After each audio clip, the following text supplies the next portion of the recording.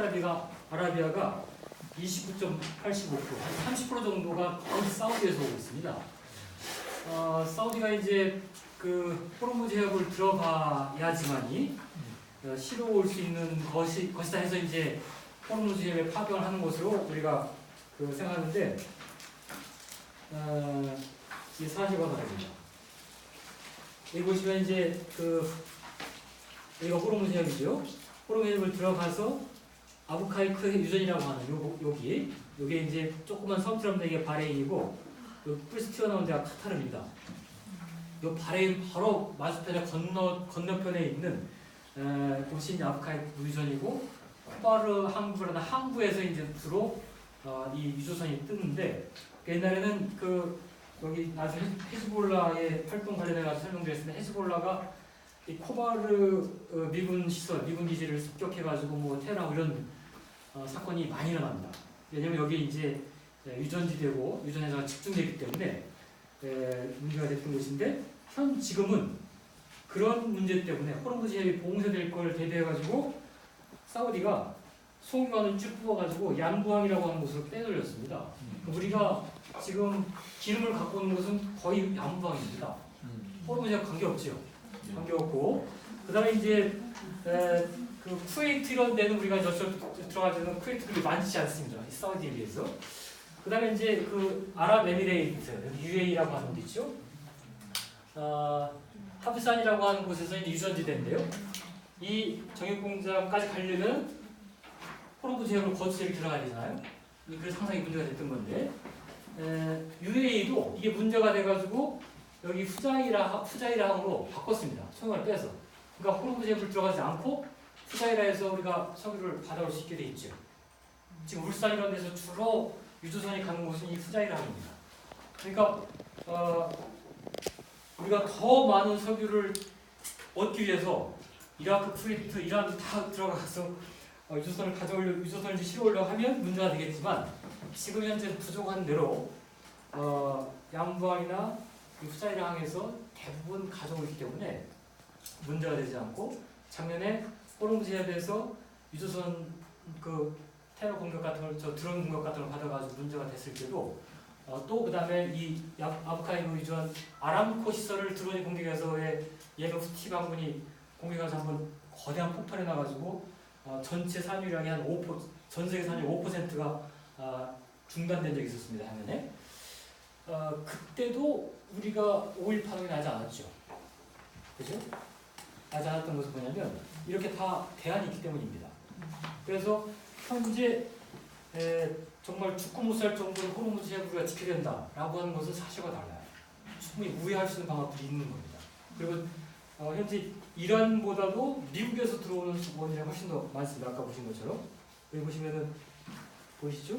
이란보다 미국이 훨씬 더 많아졌습니다. 2020년에 더 많아졌습니다. 이 들어온 양이. 여기 보시면 또 2018년 재작년 통계이긴 합니다만 이란산 석유는 급격하게 2018년도에 이미 상반기에 급속하게 떨어졌고 미국산 원유 수입량이 급속도로 늘어난 상태입니다.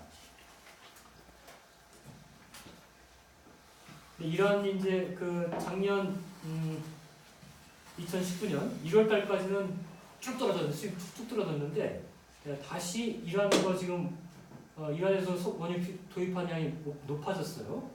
사우디에서 수입하는 것을 이란에서 많이 수입하고 있다는 이야기죠. 이란과 지금 친해되는 상태예요. 지금 호르무즈 해협에 이란이 파병을 해버리고 있는 상태는 이것과 지금 정반대로 하고 있는 상태인 겁니다. 호르무즈 해협입니다. 이게 지금 수심인데요. 짙은 색깔이 깊고 얕은 색깔이 얕은데 요 거의 흐릿하게 나와 있는 곳들은 거의 수심 한 10m 정도 되는 얇은, 우리 해협보다 얕은 곳입니다. 해협 안쪽으로 들어가게 되면. 자, 여기 보이는 이제 바레인이라고 하는 곳에 지금 미군 5함대 기지가 있습니다. 5함대 사령부 여기 있어요. 그러니까 이제 미군들은 어쩔 수 없이 여기 들어가야 됩니다. 들어갔다가 작년 6월 달에 SX-3이라고, 미국 SX-3이라는 함정이 독도함 같은 건데요. 상륙 지휘함인데 이게 한번 드론 공격 받아가지고 박살난 적이 있습니다. 그러니까 이미 우리가 잘 모르는 사이에 여러 건들이 벌써 이렇게 누적되어 있는 상태였어요. 왜냐면 자기들이 발해로 들어가야 되니까. 항공모함, 칼빈슨이라든가 링컨 같은 게 들어가야 되니까 사고가 자꾸 나고 있는 겁니다. 들어가지 않으면 되는 건데. 그리고 이제 사우디 쪽에도 공군기지 같은 게 다 지금 미군들은 배치가 되어 있는 상태에서 이란도 언제든지 일촉즉발의 상태에 있는 상태입니다. 지금부터 미군을 배치하게 된 게 아닙니다. 이미 다 배치가 돼가지고 팽팽한 긴장감인 상태에서 지금 우리가 파병을 결정하기 때문에 단독 파병이라고 하는 것의 허구성에 대해서 이제 말씀드리겠습니다. 이걸 그림으로 보면요, 왜 호르무즈 해협이 항상 문제되냐면 아까 보신 것처럼 얕아가지고 배가 다닐 수, 유서가 다닐 수 있는 수로가 아주 한정되어 있습니다. 일단 호르무즈 해협 꺾어 들어갈 때 여기까지는 문제가 없어요. 왜냐면 5만 영해이기 때문에 중간이 이제 영해선인데요. 근데 여기까지 문제가 5만을 지날 때 문제가 없는데 여기 이제 캐슘이라는 섬이 있고 여기 반다라바스라는 섬이 있는데 여기 지금 작년 말에 이란 해군 총사령부가 여기서 다 입주했습니다. 테헤란에서. 그러니까 지금 호르무즈를 목숨 걸고 지키겠다라고 이 반다라바스를 집중해서 지금 준비하고 있는 상태죠. 이슬람 혁명 수비대가 여기 다 진을 치는 상태고 이 캐슘이라고 하는 섬에서 호르무즈라고 하는 곳은 여기 있죠. 조그만 섬이 호르무즈 섬입니다. 그래서 호르무즈 해협이라는 게 붙었는데 사실은 캐슘 해협이라고 불러야 되는데 왜 그런지 모르겠지만 이 호르무즈 해협이라는 이름이 붙었습니다. 여기서부터는 오만 해역을 꺾어서 들어가부터는 이란 영해안으로 들어가야 됩니다. 안 들어가야 돼가지고 여기 이제 툰부라고 하는 섬이 여기 조그만 섬이 있는데 이 소툰부 대툰부 섬 위쪽으로 갑니다. 이게 폭이 한 3km 정도밖에 안 돼요. 그러니까 그 큰 유선 하나 들어가면 다른 건 들어가지 못한 상태죠. 이것 때문에 문제됩니다. 호르무즈 해협을 통해서 이 페르시아만으로 들어가려면 반드시 이란을 거쳐야 되는 겁니다. 그러니까 지금까지는 이란에서 영해를 지나가도 그냥 뭐 눈 감아주면 그냥 지나가는 건데 문제 삼으면 언제든 문제가 될 수 있는 거죠. 그래서 이제 일반 상선들이야 다니긴 하지만 군함이 들어온다. 군함이 자기 영해에 들어왔다. 눈 감아주고 지나가게 하겠죠. 그러다가 이제 뭐가 수가 틀리면 항상 습관으로 들어갔다 나오겠다 하게 해놓고 영해에 침투한 것으로 해버리면 바로 이건 전쟁이 되는 겁니다. 영해에 침공했잖아요. 그죠? 여기 침공하게 돼요. 이것 때문에 문제가 되게 되는 겁니다. 여기 보시면 여기 이제 여기 1번 오만 쪽에 이제 그 폭, 그 다음에 길이는 좀 깁니다만 폭이 문제죠. 3마일이면 1마일이 한 1.6km거든요. 그러니까 대략 한 2km 정도, 한 2배 정도 함사치면은 한 6km 정도밖에 안 돼요. 폭이 지나갈 수 있는 폭이 여기 2번의 폭이. 그러니까 그 어선 하나 딱 들어간다, 선박 하나 들어간다, 상선 하나 들어간다 그러면 다른 군함이 호위한다 뭐한다 이게 거의 불가능한 상태죠. 선박 하나만 간신히 들어갈 수 있는 수로인 거예요. 그렇기 때문에 이 캐슘 섬에서 있는 고속정들이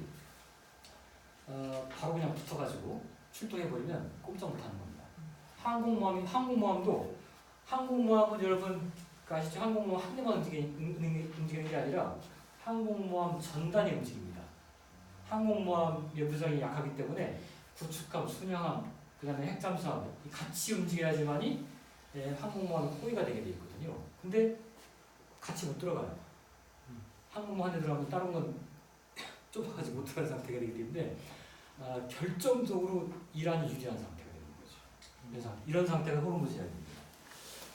그래서 이 그림은 여기 DOG 1000이라고 하는 게 뭐냐면 여기 한번 들어왔던 주말트 구축함 기억나시죠? 이상하게 생긴 주말트만 들어올 수 있습니다. 여기에 보통 일반적인 23 DDG 50이라고 하는 것은 타이푼 데려가고 지금 우리 왕강함이라든가 이런 그다음에 세종대왕함 이런 정도의 이제 구축함을 보시면 되겠는데요. 이런 구축함들은 활동할 수 있는 영역이 여기 섬처럼 되어 있는 가장 깊은 수로 여기 한 군데, 그다음에 호르몬 세역 바깥쪽만 가능합니다. 그 안전성 같은 걸 검토해 봤을 때 주말트는 이제 그 이지스 성능이 탁월하게 해가지고 레이더 잘 잡히지 않고 또 이제 무장이 다른 그 구축함에 비해서 이제 뛰어나기 때문에 이게 되는데 그 전에 만들어진 이지스함들도 들어가지 못하는 곳입니다. 예를 들면 이 한반도 같은 경우도 이 하늘색으로 되어 있는 부분이 이 타이콘데로가 지금 보통 알려져 있는 이지스함 이런 것들은 동해에서만 활동 가능합니다. 이 서해는 이 구축함이 이런 이 타이콘데로가급 이런 이지스함들 못 들어가요. 여기는 주말트 정도만 들어갈 수 있습니다. 이게 이제 권장사항입니다. 미 해군에. 그러니까 지금 이런 상태에서 청해부대 작전 비용이 이렇게 확대됐죠. 왜냐면 아덴만에서 우리가 대상으로 했던 것은 해적이잖아요. 해적은 무장이 최고 무장이 기관총입니다. 기관총은 훈련되지 않은 상대를 상대할 때 하고 지금 이렇게 가는 것은 예를 들면 오키나와에서 이렇게 경찰 해경 업무하고 있었던 배를 지금 블라디보스토크 앞바다에 갖다 놓고 이건 그냥 작전경만 확대한 것이기 때문에 특별히 국회 동의를 받을 필요가 없다 이렇게 말하는 것과 똑같은 상태가 되는 겁니다. 위험도 완전히 다르잖아요. 아덴만하고 호르무즈 안쪽은 위험도 군사적 긴장도가 완전히 다릅니다. 지금 보신 것처럼 보수 쪽에서도 파병을 반대해요. 우리가 생각하는 거와 약간 다른 근거인데 단독 파병하게 되면 다 죽는다. 사지에 몰아넣는 거다. 실제로 그렇거든요. 실제로 그렇습니다. 근데 정부에서는 여러 가지 이제 정치적 고려 때문에 이제 단독 파병이라는 모호한 대안을 만들어서 한 걸 텐데 그런 모호한 대안은 대안이 아닙니다. 아주 긴장감이 높은 유사 사태, 전쟁 상황 이런 데서는 머릿속으로 쥐어짜낸 아이디어가 아이디어일 수 있겠지만 현실에서는 다 무산되거나 이럴 때가 있잖아요. 그런 이유입니다. 국회 동의를 받고 정말 제대로 함대를 편성해서 가든지 아니면 파병 자체를 포기하든지 둘 중에 하나밖에 없는 거지 애매모호한 이런 게 어렵다라고 하는 겁니다. 그 다음에 이제 여기 목차에 보시면 지금 파병되어 있는 왕건함 이게 이제 KDX 1, 2, 3가 지금 되어 있잖아요. KDX 1이 이제 광개토대함이고 고급이고 그 다음에 이제 지금 가 있는 것은 이순신급 구축함입니다. 이순신급 구축함이고 그 다음에 이제 KDX 3라고 하는 건 세종대왕급인데 이런 거 전력이 힘들죠 여러분. 바다 그대가 어떤 그런 것 같고 그래서 좀 자세하게 보겠습니다. 우리 해군 기지 항상 들어와 있는 데들인데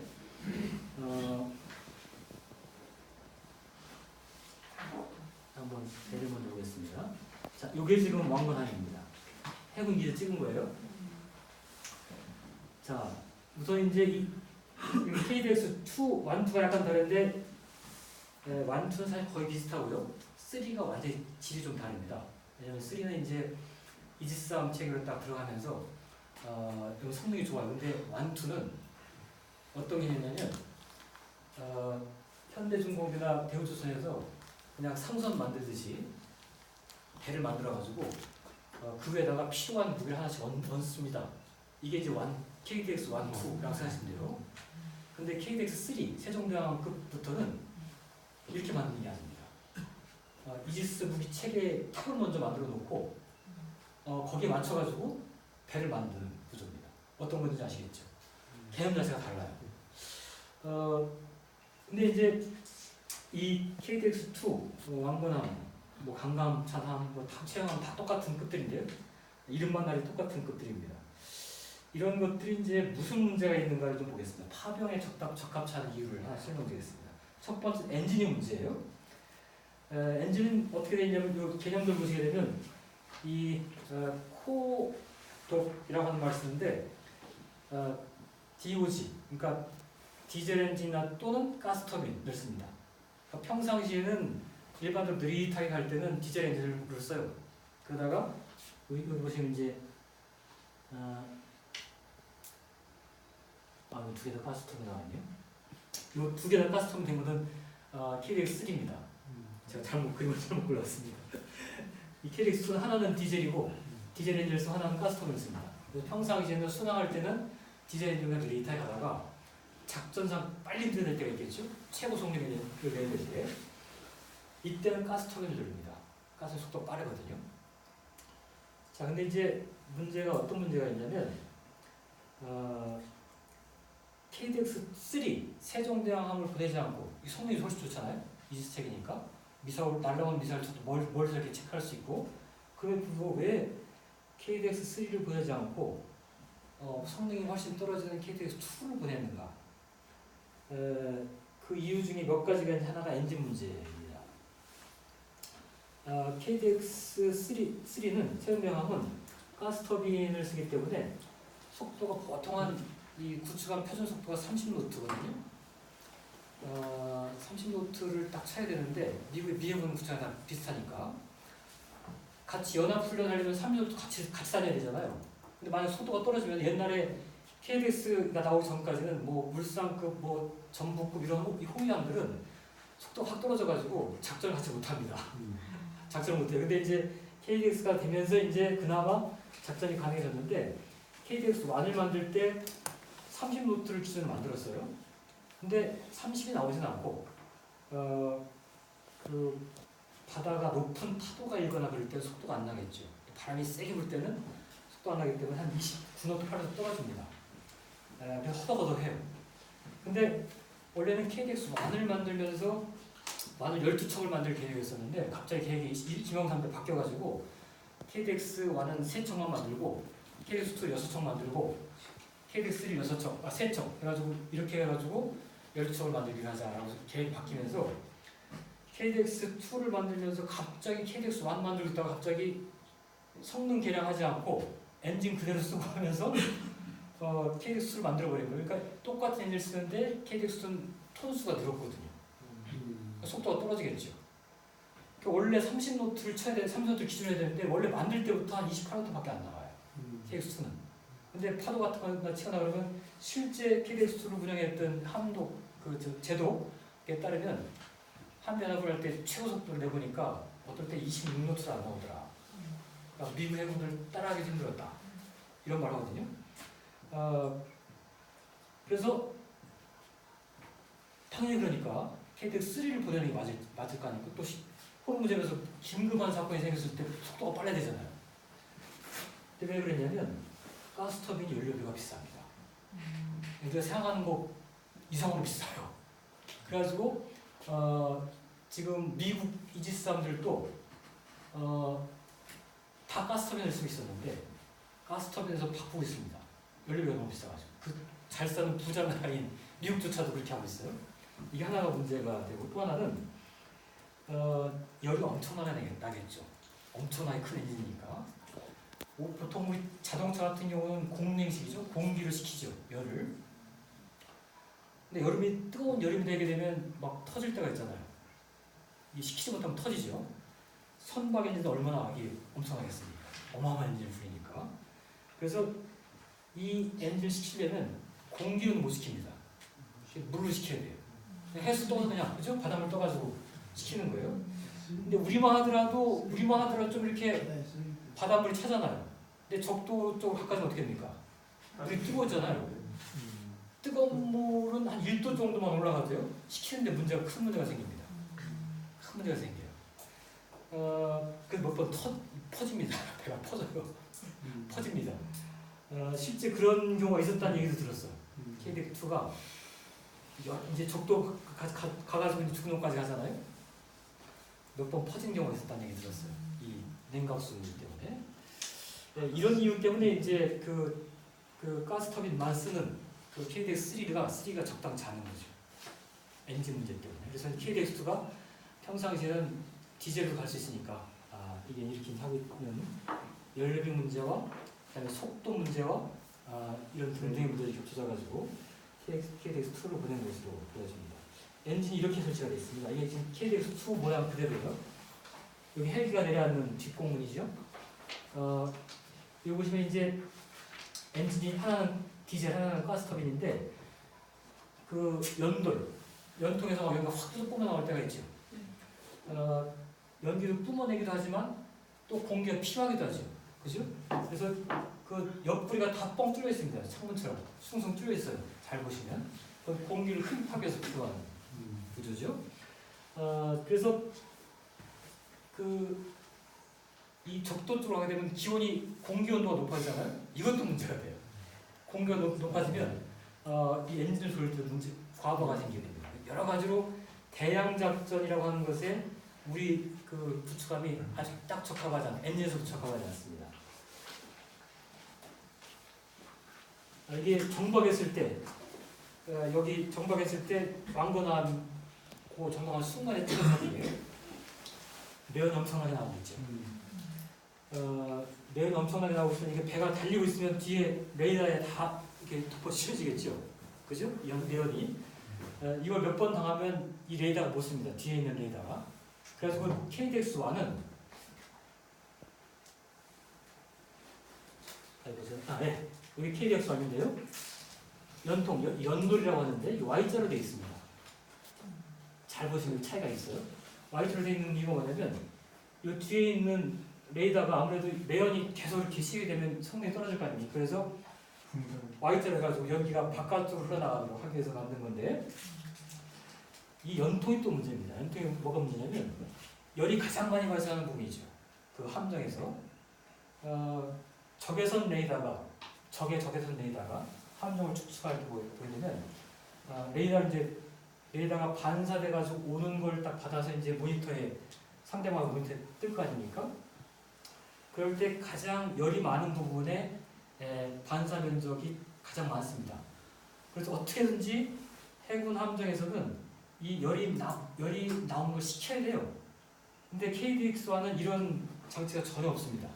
그냥 나오는 대로 그냥 뜨거운 게 그대로 다 이렇게 레이더에 잡히게 되는데 KDX2에서는 이 문제를 해결하려고 연기가 뿜어져 올라갈 때 이 식힙니다. 열을 최대한 줄이기 위해서 연기가 올라가는 걸 시키기 위해서 이 스텔스 장치라고 열을 감소시키는 스텔스 장치가 여기 돼 있어요. 그래서 연기도 덜 난 게 설계가 돼 있다라고 원래 그 규격에 돼 있습니다. 근데 실제는 어때요? 연기가 펑펑 납니다. 이러면 이제 그 스텔스 기능이 없는 거예요. 저 레이더 맞았을 때 열이 그냥 뜨끈뜨끈하게 다 지금 잡히잖아요. 그죠? 이런 기능의 하자도 있습니다. 그래서 엔진의 문제는 이런 문제가 있고요. 그 다음에 이제 두 번째는 소나라고 하는 게 있는데요. 그 소나라고 하는 게 뭔지 아시죠?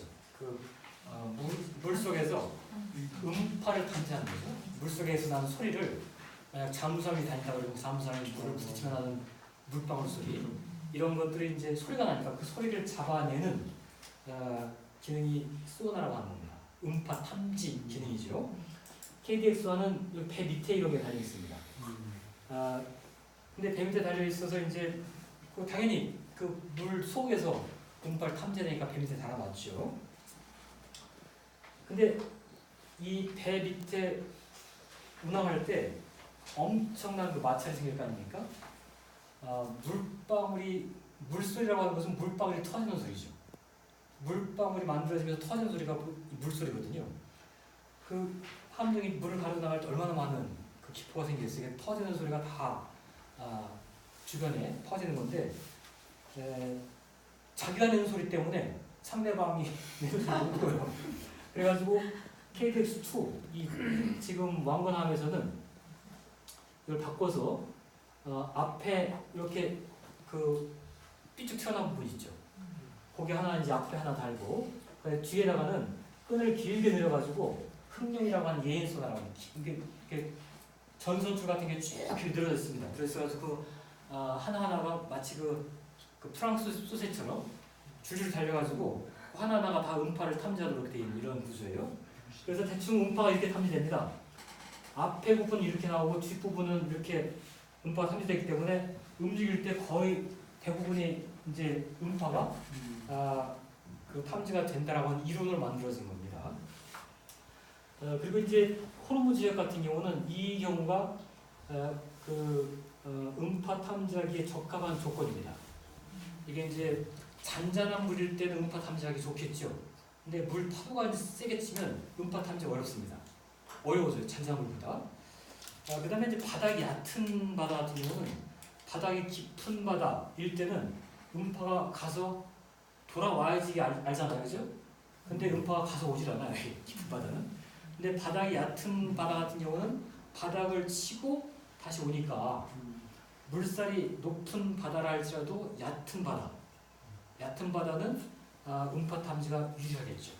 이게 거의 실험을 통해서 증명된 사실입니다. 그래서 우리 한국 소나가 호르무 지역 같은 얕은 바다에 들어가서 하는 건 얼핏 생각할 때는 적절할 것 같아요. 근데 문제는 상대방이 이란 쪽에서 호르무즈 해협의 그런 특성을 너무 잘 알기 때문에 자기들은 그렇게 걸리지 않는 잠수함 운영을 하겠죠. 그죠? 이란 잠수함들은 뭐 그 건조 능력이 없어서 그렇지만 작습니다. 여러분 옛날에 북한에서 그 동해안을 봤던 그 반잠수함이라고 있었죠. 지금 저 강릉항에 전시돼 있는데 요 정도 크기입니다. 킬로급 잠수함인데 요 정도 운영합니다. 예, 고 잠수함 정도 크기입니다. 작아요. 작고 숫자가 많습니다. 어떤 문제가 생기냐면 여기 이제 자세하게 미국 그 군사 분석가들의 분석을 썼는데 그 킬로급 잠수함들이 호르무 지역 모래바닥에 가서 탁 앉아가지고 움직이잖아요. 움직이지 않으면 탐지가 안 되죠.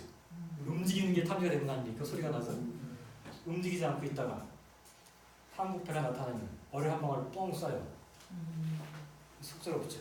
그러니까 이란은 이미 그걸 알고 거기에 맞는 전략을 갖고 있는 거예요. 킬로급 잠수함을 그렇게 운영합니다.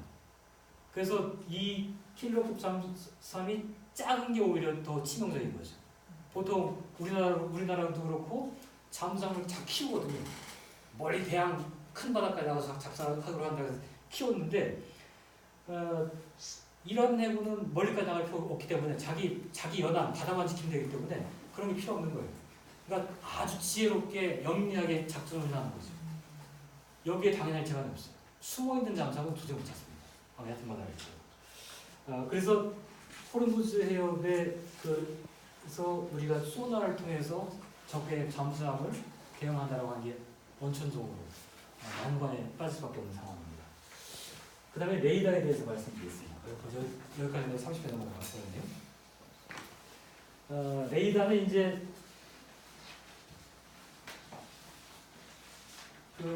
여기 하나, 둘, 셋, 여기 녹색까지 이렇게 세 개가 어떤 기본 세트입니다. 뭐가 많이 달려있죠. 함정에다 뭐가 많이 달려있는데 기능이 달라요. 기능이 다르고 이게 지금 호르무즈 해협에 파병되기 적합한 시스템인가를 말씀드리겠습니다. 레이더는 이제 세 개가 기능이 다른데요. 여기 이제 맨 위에 올라가 있는 여기에다가 MW808이라고 하는 레이더인데 이건 이제 3차원으로 옵니다. 자세히 하나 크게 보면 이런 모양입니다. 여기 지금 그대로 찍은 거예요. 각이 약간 이렇게 비껴져 있죠. 그러니까 이제 전파가 두 군데로 나가니까 그걸 통해서 위치만 보는 게 아니라 고도까지 볼 수가 있습니다. 그래서 3차원이 되는 겁니다. 3차원으로 볼 수 있으니까 굉장히 정밀하게 볼 수 있긴 한데 문제는 보는 거리가 짧아요. 짧으면 어떤 문제가 생기냐면 여러분 바닷가에 나가서 수평선을 보면 몇 미터까지 보일까요? 사람 있는 거 비교했을 때 1000m? 1000m? 아이고 1000m까지 한번 사람이 해안가에 서가지고 또는 배를 타고 나가서 바다에 서가지고 딱 볼 수 있는 조그만 오선을 타고 나서 볼 수 있는 그 길이는 한 6, 7km 정도밖에 안 됩니다. 짧아요. 네, 짧은데 높아질수록 멀리 보겠죠. 멀리 보이죠. 그러니까 높은 데 올라가면 멀리 보이죠. 당연히. 여러분 비행기 탔을 때 보는 건 달라요. 비행기 탔을 때 엄청나게 멀리 보이죠. 근데 보통 함정은 한 20m 정도 됩니다. 마스탑 최고 높이가 20m 정도 되는 높이에서 볼 수 있는 거리는 한 최대 30km 정도 수평선만 보입니다. 눈으로 보이는 것과 전파로 보는 게 어떻게 했어요? 달라요, 같아요? 같죠. 전파나 빛이나 직진하니까, 그죠? 마찬가지 레이더도 20m 정도 마스터 높이에 있는 요 MW08 레이더 볼 수 있는 가시거리는 최대가 40km 정도 면은 이제 수평선인 거예요. 근데 얘는 30km 정도밖에 못 봐요. 그러니까 수평선 너머에서 뭐가 날라오면 어떻게 돼요? 못 봐요. 그러니까 함교에서 눈으로 보는 거하고 눈으로 보는 것보다 못해요. 이 문제입니다. 기능은 이 KDX2의 그 함정의 시스템은 굉장히 고급 시스템을 달았는데 또 막 150km까지 날아갈 수 있는 STM2 미사일 같은 걸 갖고 있는데 눈이 시력이 약해요. 날아오는 거 못 봐요. 이 쏘는 건 기능이 좋은데 눈앞에 왔을 때만 보이니까 이미 그때는 이 STM2 미사일이 필요가 없어요. 그래서 필요가 없습니다. 그리고 두 번째 그 바로 밑에 있는 레이더가 이런 모양의 레이더입니다. 이건 이제 항법 레이더라고 하는데 이건 2차원이에요. 2차원이기 때문에 2차원이지만 멀리 보냐. 그러니까 위에 걸 좀 보완하는 역할이 있죠. 위에 달려 있는 MW08을 조금 보완하는 역할이 있는데 얘는 고도를 볼 수 없기 때문에 위에서 본 거를 위에서 지금 위에서 서치만 하는 겁니다. 탐정만 하는 겁니다. 탐정만 하다가 잡은 것을 아래 있는 애가 계속 도는 게 아니라 그 방향으로 딱 쫓아가요. 계속 돌면서 모든 걸 보는 게 아니라 한번 딱 좌표를 찍어주면은 그쪽만 보고 있어요. 이게 얘 역할입니다. 얘 역할이에요. 그것 때문에 이 기능이 약한데도 불구하고 얘에다가 달려있는 겁니다. 그 다음에 이제 가장 중요한 레이더가 맨 아래쪽에 하단에 있는 이런 잘 보시면 이제 어떤 모양이냐면 이렇게 해서 밥공기 같은 꽃갈 모양 같은 거 이렇게 얹어놓은 덮어 씌워놓은 것 같은 모양인데요. 안에는 이런 모양으로 되어 있습니다. 얘가 이제 사격 통제 레이더라고 하는 겁니다. 얘가 이제 결국 중요해요. 위에서 이제 잡다가 뭐가 딱 잡히면 두 번째 내가 이제 트랙으로 쫓아가면서 계속 이제 참시합니다. 그러면 이제 이 밑에 있는 애가 얘는 넓게 해가지고 계속 돌면서 잡는 게 아니에요. 펜슬빔이라고 해가지고 연필 이렇게 뾰족하잖아요, 그렇지? 딱 찍어서 좌표를 찍어요. 저희 전투기 하나 날라오고 있다. 그러면 좌표 찍어가지고 탐색이 목적이 아니고 여기서 미사일 쏘잖아요. 미사일 쏘면 그 미사일이 가다가 얘 시도를 따라 얘가 보낸 시도를 따라 가지고 미사일이 딴 데 가지 않도록 유도하는 기능을 하는 레이더입니다. 그러니까 레이더의 세기도 세고 그 다음에 주파수 달라요. 여러분 재작년 12월 달에 그 대환절정 독도 위쪽에서 미국 일본의 P1기 초계기하고 우리 관계통하고 만나가지고 한번 시끄러져 있었죠. 기억나시나요? 이때가 이게 문제라는 겁니다. 일본에서 주장하는 게 뭐냐면 이 사격 통제 레이더가 자기네 그 초계기를 맞췄다는 거예요. 그러니까 일반적으로 이 주파수하고 강도가 다르기 때문에 사격 통제 레이더가 자기를 딱 맞추면 일반적인 다른 레이더도 지금 레이더가 나를 지금 지켜보고 있구나를 압니다. 당연히 알아야겠죠. 잘 공격받을 준비하겠다는 걸 알고 있어야 되는데 특히 사격 통제 레이더가 자기를 딱 찍으면 다 있으면은 지금 적이 날 지금 쏘려고 준비하고 있구나라고 하는 신호이기 때문에 알람이 울립니다. 알람이 울려요. 그 알람이 울리는 걸 아베가 공개해가지고 이거 봐라. 관계투장함이 지금 우리 찍어가지고 공격하려고 했다. 이거 주장하는 것은 무슨 소리냐. 너네가 지금 위협 비행해가지고 우리 위협을 했다. 이거 옥신각신했는데 이 과정에서 그 얘기는 나중에 따로 하기로 하고 일본이 잘하는 따로 하기로 하고 이 대상이 만약에 일본이 아니라 이란이 될 때 생각해보세요. 일본은 어쨌거나 우방국이죠. 우방국이고 한미일 연합훈련도 같이 할 때가 많습니다. 군사훈련 하지 않더라도 구조훈련 같은 거 해가지고 뭐 신호 체크 같은 이렇게 하거든요. 일하는 그런 걸 한 번 해본 적이 없는 상대죠. 그죠? 근데 그런 상대를 만나서 우리가 당시 대하태어장에서 했던 것과 같은 실수가 일어난다. 이러한 항공기에서 지금 사고통제대가 나를 좀 찍었네? 그러면 군사교회에 따른 바로 긴급 회피 기동을 해가지고 그 피해서 미사일을 피해가지고 상대방 함정에 공격을 하도록 되어 있습니다. 그게 원래 교리상 당연히 그래야 되겠죠. 그래 일본은 이제 그 나중에 조사하자라고 해가지고 일단 돌아가서 그나마 다행했습니다만 일하는 그런 게 안 통할 수가 있죠. 우리가 그런 걸 경험을 공유해보거나 뭘 맞춰본 적이 없기 때문에. 그래서 레이더가 갖고 있는 그런 문제 때문에 이게 심각하게 문제가 될 수가 있습니다. 이런 문제가. 자, 이거 이제 직접 왕관학을 보게 되면 요게 이제 맨 위에 있었던 3차원 레이더, 사거리가 짧은 레이더고, 요게 이제 멀리 보지만 2차원 평면으로 보는 레이더고, 요게 이제 요즘 크게 이러죠. 어떻게 하십니까?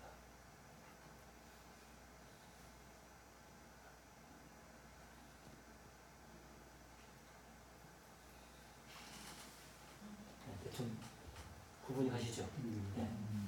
요게 이제 일본 투개기를 요게 썼던 겁니다. 여기 썼다라고 하는 겁니다. 여기 달려있는 걸 좀 마저 설명할까요? 양옆에 이렇게 무슨 허리가 거꾸로 오는 것처럼 되어 있는 요거 있죠? 요거하고 맨 꼭대기 맞서 꼭대기에 있는 거. 맨 꼭대기에 올라가 있는 건 이유가 있겠죠. 이건 이제 레이더가 아니고 이 전자전 장비입니다. 미사일이 상대방 미사일 날라고 나갈 때, 전체 날라올 때 상대방의 그 전파의 유도가 되가 날아올 거 아닙니까? 상대방 전파를 제명시켜버려요. 혼란시켜버려가지고 방향을 이렇게 만듭니다. 그 다음에 또 이제 여기 요거 있죠? 이런 것들이 이제 예를 들면 이제 여기 연돌에 열이 많이 나잖아요. 여기가 제일 먼저 맞습니다. 보통 이제 표적이 들어가서 가장 많은 곳이 연돌이에요. 근데 이제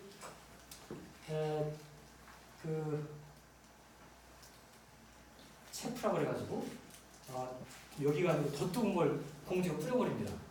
그럼 이제 열을 가지고 오더니 이제 그 미사일이 그쪽 가서 맞게 터지게 되는 거죠. 그 뭡니까? 그 위장 장치입니다. 그런 것들이 이제 이런 역할을 하게 됩니다. 자, 그다음에 이제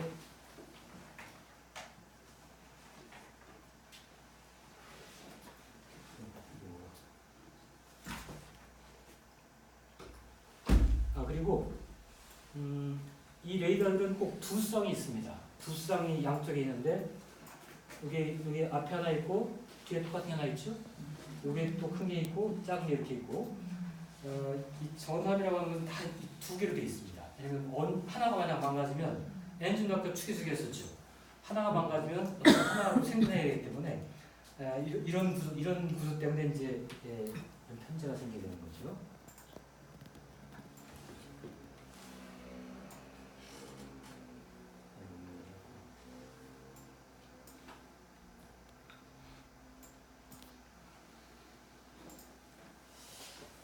자, 이것도 관계토 대항 왕관함인데요.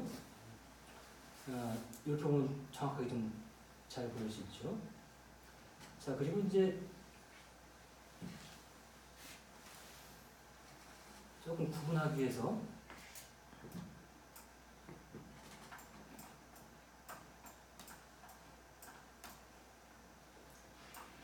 이런 거 다 아시는데 지금 제가 얘기하게 된 겁니까 혹시? 아닙니다.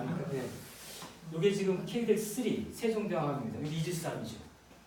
모양이 다르죠. 이게 이제 이지스 타워라고 하는 것을 중심으로 다 짜여져 있습니다. 여기는 이제 이 다른 기능의 레이더를 이 팔각형으로 된 기능이 다 하고 있기 때문에 다른 건 필요 없고 여기 아까 사격통제 레이더 정도만 있습니다. 이것도 이제 보완을 하기 위해서 장거리 나가는 평면 레이더 같은 것만 있는 상태죠. 그리고 뒤에 있는 게 이 뒤에 이렇게 크게 있는 거가 독도함입니다. 이 독도함을 그 지휘형으로 해가지고 지금 세종 KDX2, KDX3 잠수함까지 이게 지금 7전단의 하나의 함대죠. 같이 다 움직입니다. 따로 해서 다 연결되어 있는 상태인데요.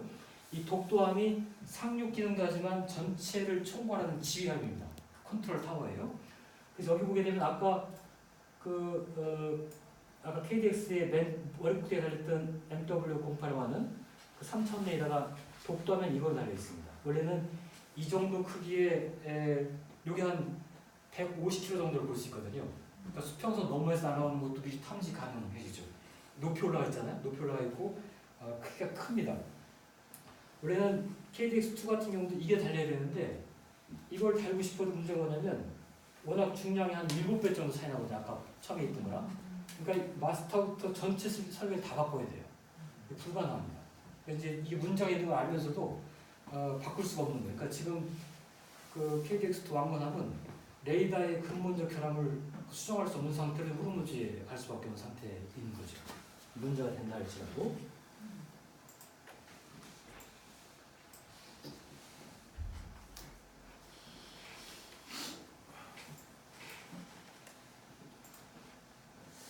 자, 이란의 그 미국 그 군사 전문가가 이란이 운영할 수 있는 3가지 그 공격 요소를 정리했습니다.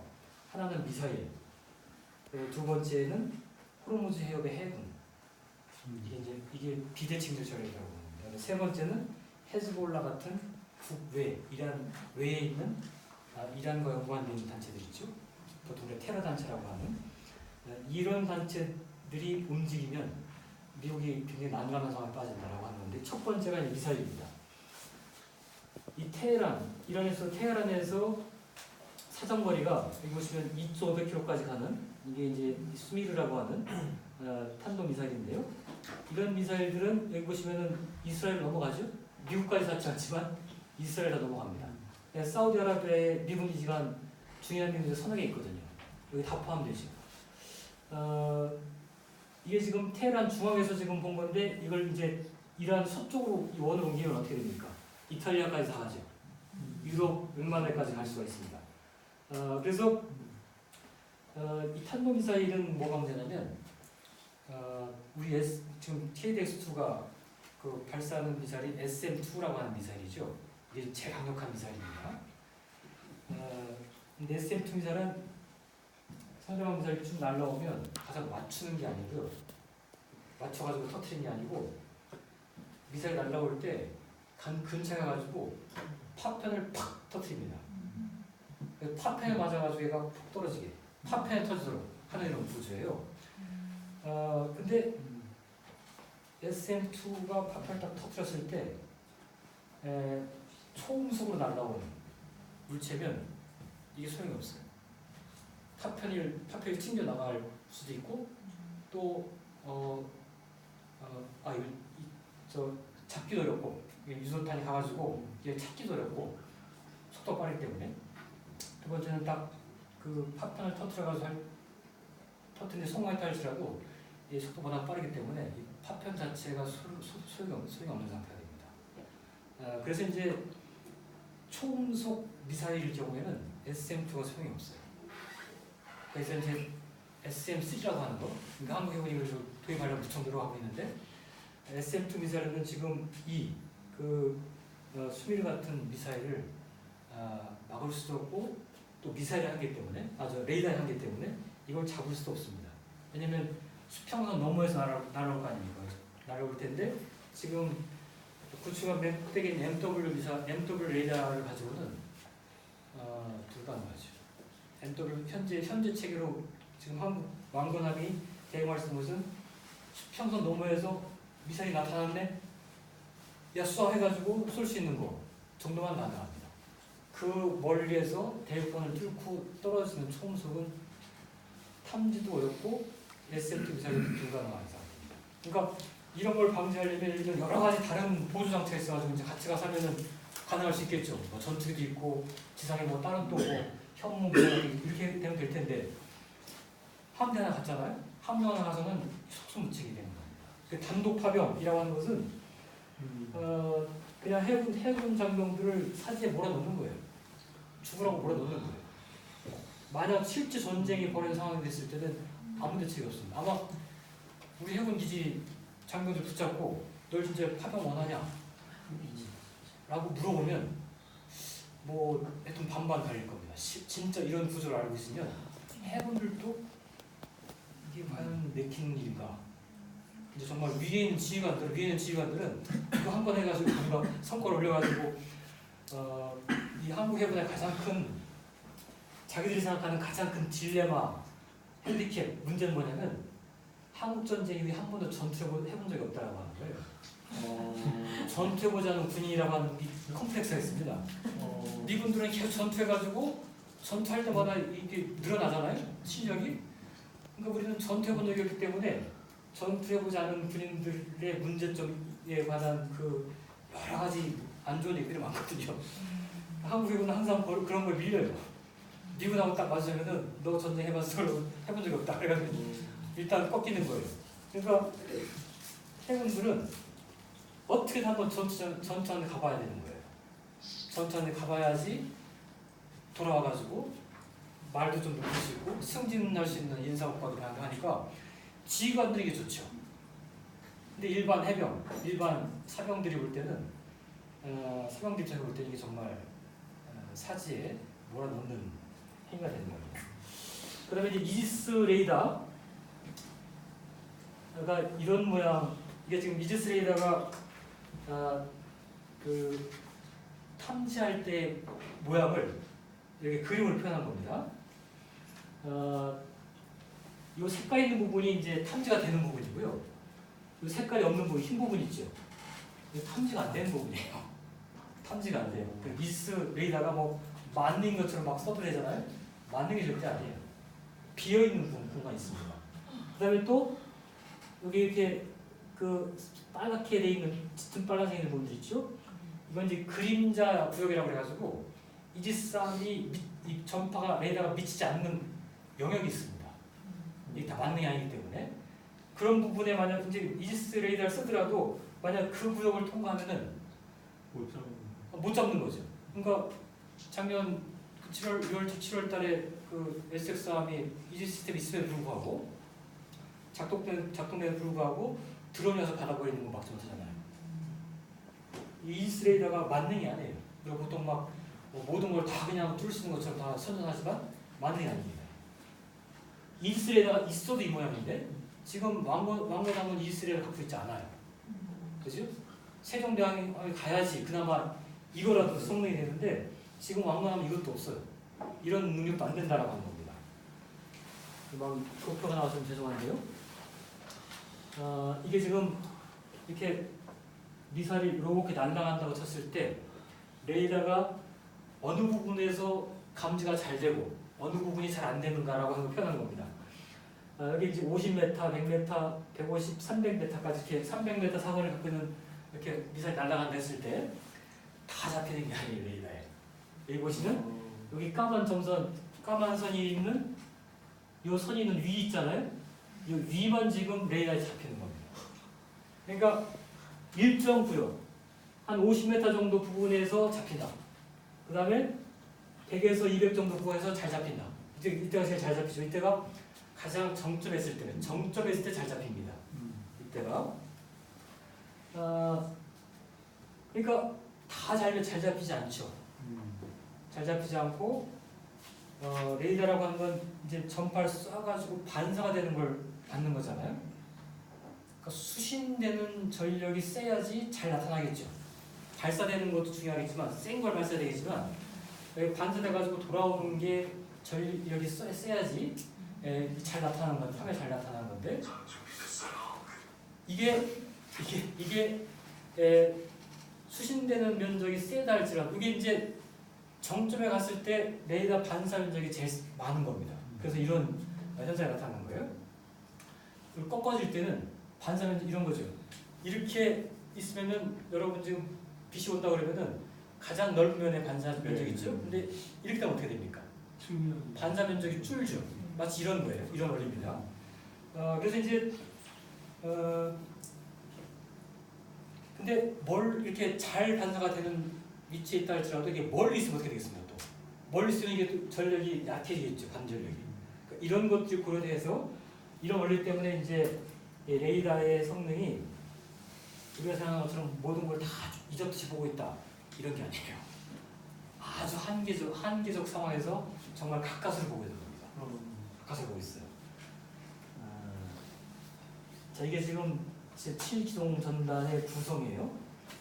독도함이 가운데 기함으로 있고, 그 다음에 이제 이런 구축함, 왕건함, 문무대함 이런 거 쭉 있고, 잠수함이 같이 껴 있어야 되고, 그 다음에 상륙 기동 헬기가 이제 여기 붙어 있는 거죠. 초계기는 이제 잠수함을 잡기 위한 것들이고, 이런 것들이 한 세트로 움직여야 됩니다. 근데 구축은 한 명 보낸 거예요. 한 명 보낸 거예요. 그러면 이제 생존성이 급격히 떨어지는 거죠. 함정은.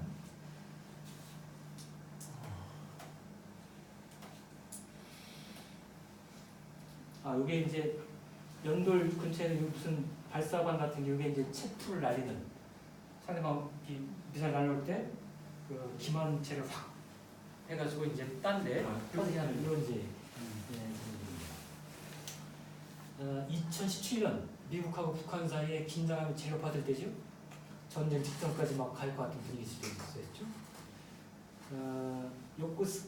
일본 요코스카에서 출항한 피츠제럴드호라는 23, 이런 게 달려있으면 23이잖아요, 그죠? 23이 필리핀 선적 크리스탈로라고 하는 배함 부딪혀가지고 박살난 장면입니다.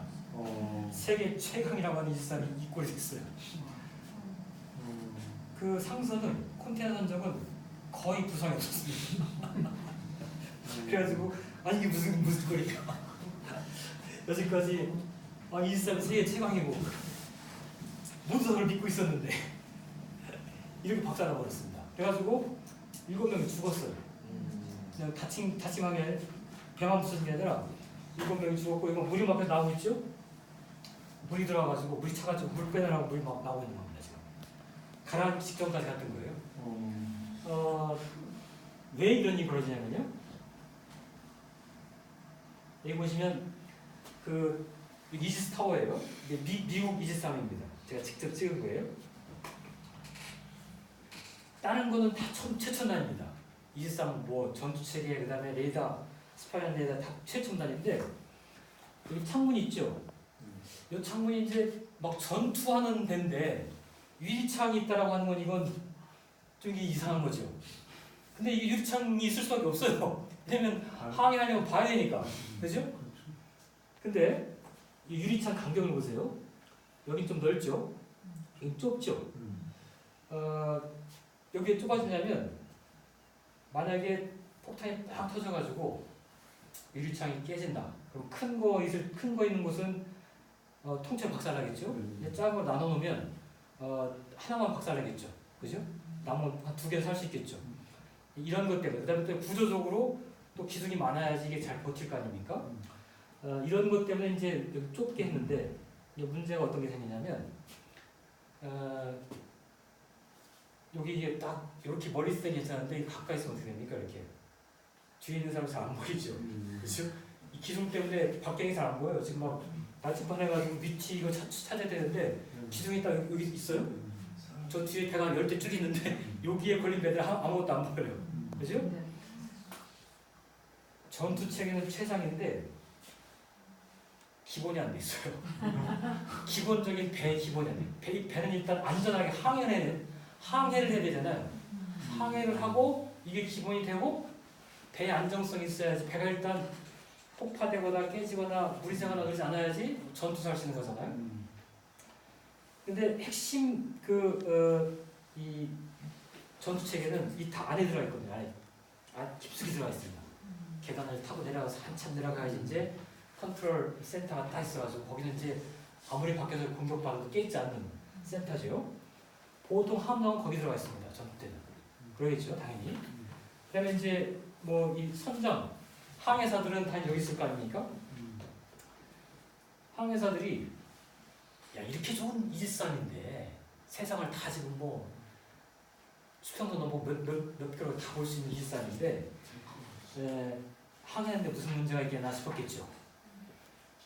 눈앞에 나타난 상수를 못 피한 거예요. 그래갖고 저기 배가 오고 있는데 보고 있다가 집 받아버린 거예요.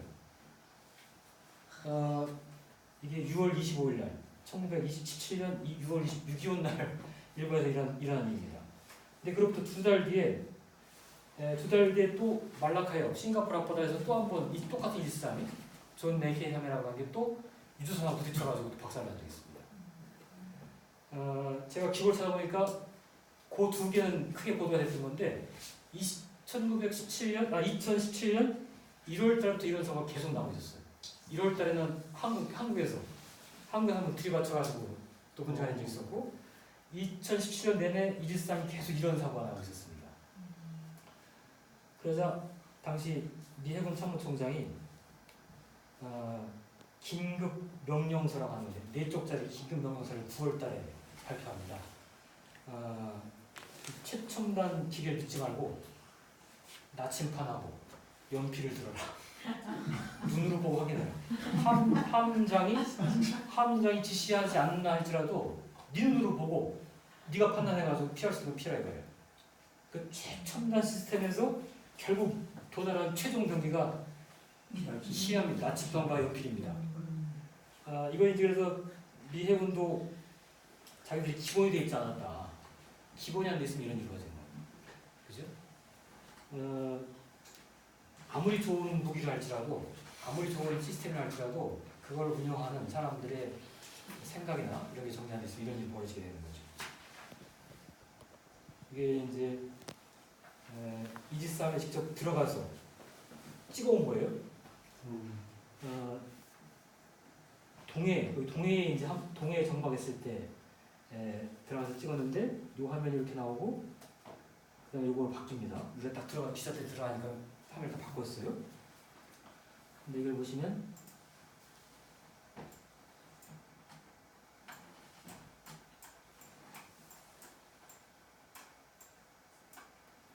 SM2 미사일, 그죠? SM2 미사일. 이게 딱 정박했을 때는 딱 다운되어 있는 거예요. 이런 편입니다. 그다음에 이제 팔랑크스 근접 방어무기 또 다운되어 있고, 기관총도 다운되어 있고, TLAM 이거 이제 쏘나 음파를 방해하는 그런 장치. 이건 계속 살아 있죠.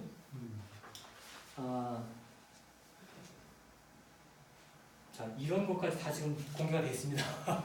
군사 기밀이 없어요 이제. 그 정박했을 때 어떤 함정에 어떤 기능이 있고 뭐가 움직이는지 이런 것들이 알 수 있고 화면을 읽을 줄 알면 다 알 수가 있는 거죠.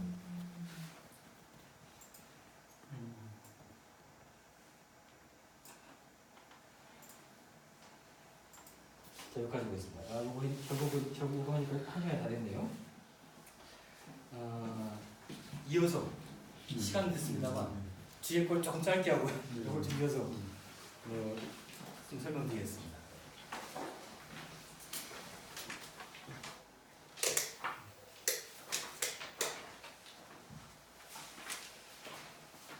이제 시간이 많이 걸릴 것 같았어요. 결국은 이런 정보 여러분한테 필요하신 정보죠. 앞에 할 얘기입니다.